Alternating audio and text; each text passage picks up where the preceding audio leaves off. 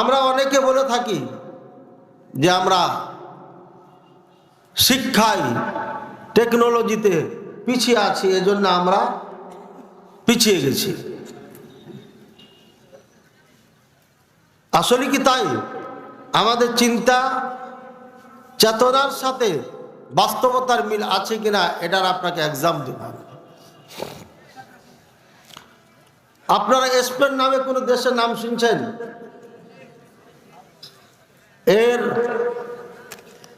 এই দেশের মালিক ছিল কারা এক সময় বলেন তো? মুসলিমরা। কত বছর শাসন করেছিল এই দেশ? তাদের হাতে ছিল মুসলিমদের 600 বছর 800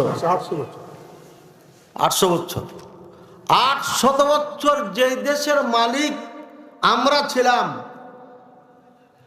আর সব থেকে শক্তিশালী দেশ ছিল মুসলিমদের স্পেন। এই স্পেন আমাদের হাত ছাড়া কিভাবে হয়ে গেল, যেখানে ইসলাম এখন পালন করা খুব কঠিন হয়ে গেছে, ইসলামের পরিচয় দেওয়া কঠিন হয়ে গেছে। কারণ কি?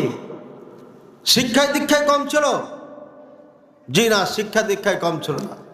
পৃথিবীর একমাত্র জাতি এই মুসলিম জাতি সব থেকে শিক্ষার দিকে এগিয়েছিল। এই ঘড়ির আবিষ্কার কারক কেটা জানেন? মুসলিম। প্লেন আবিষ্কার কারক কেটা? মুসলিম। যার নাম ছিল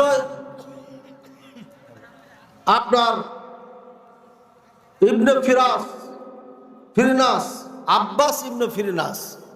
সর্বপ্রথম প্লেন উনি তৈরি করেন। পৃথিবীর সব থেকে দামি ডাক্তার, যোগ্য ডাক্তার, বিজ্ঞ ডাক্তার, যিনি মানুষের সর্বপ্রথম চিকিৎসক হিসাবে পৃথিবীর সেরা শ্রেষ্ঠত্ব লাভ করেছিলেন, তিনিও ছিলেন আপনার ইবনে বাজা। একটা হাদিসের কিতাবের লেখকের নাম কি? ইবনে মাজা। আর ইনার নাম ইবনে বাজা। ইনারও বাড়ি স্পেনে ছিল। আব্বাস ইবনে ফিরনাস, তারও বাড়ি ছিল কোথায়? কোথাকার মানুষ ছিল? স্পেনের মানুষ ছিল।